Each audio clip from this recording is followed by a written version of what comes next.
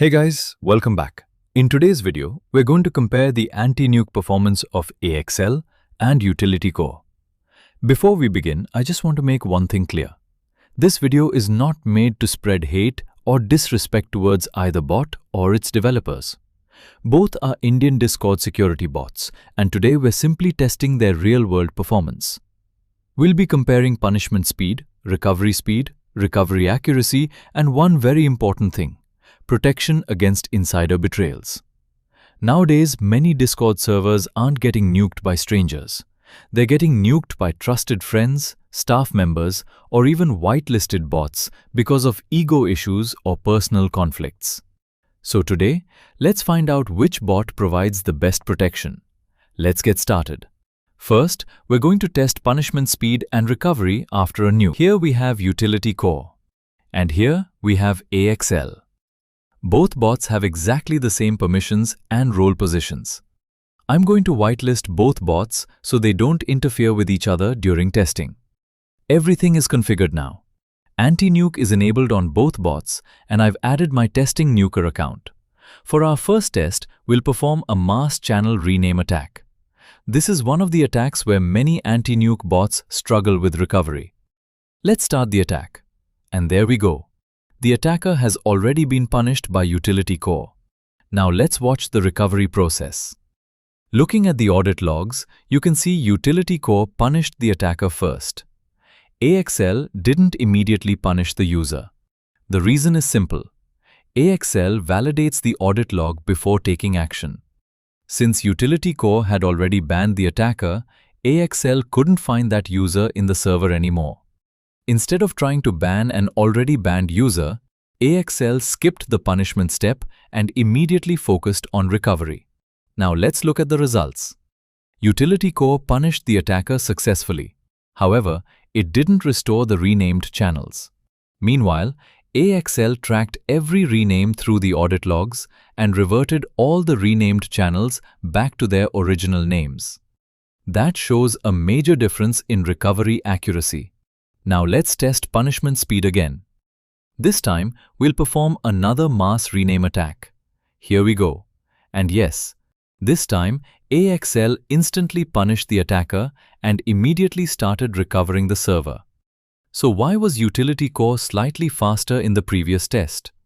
The answer is network latency. During testing, A.X.L had around 5 to 10 milliseconds higher latency than Utility Core. That small difference is enough to make Utility Core punish just a little earlier. Now let's move on to mass channel deletion. Starting the attack.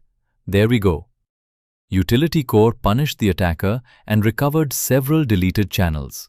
At the same time, A.X.L restored the remaining channels that weren't recovered.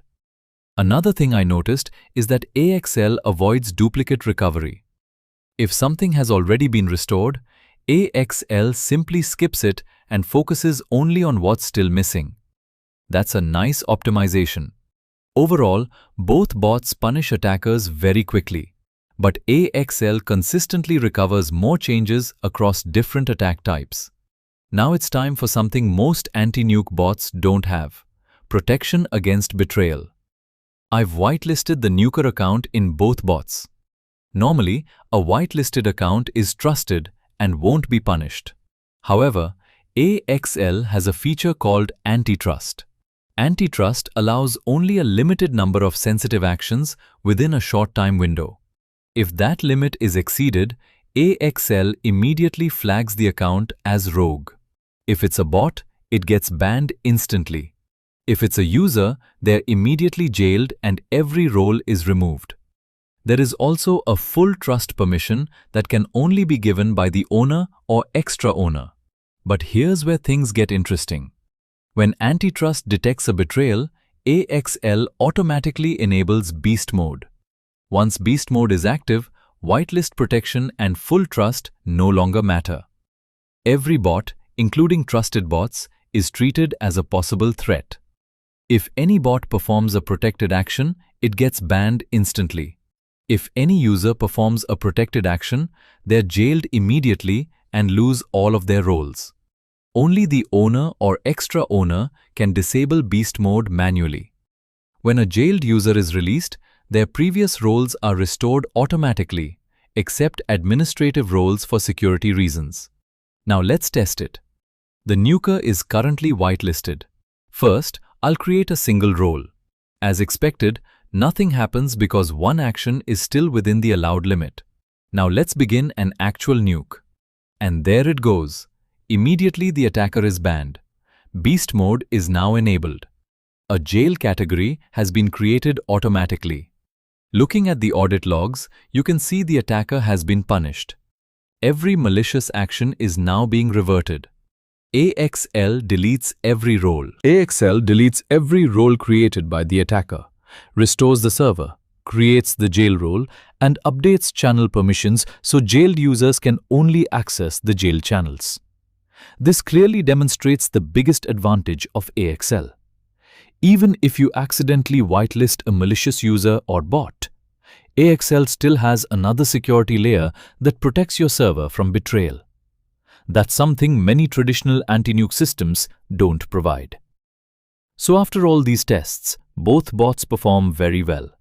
Utility Core delivers very fast punishment, but A.X.L offers additional protection through smarter recovery, accurate audit log tracking, duplicate recovery prevention, antitrust, and beast mode. If your priority is maximum server security, A.X.L provides several extra layers of protection beyond standard anti-nuke systems. That's all for today's video. If you enjoyed this comparison, don't forget to like, subscribe, and let me know what you'd like to see next.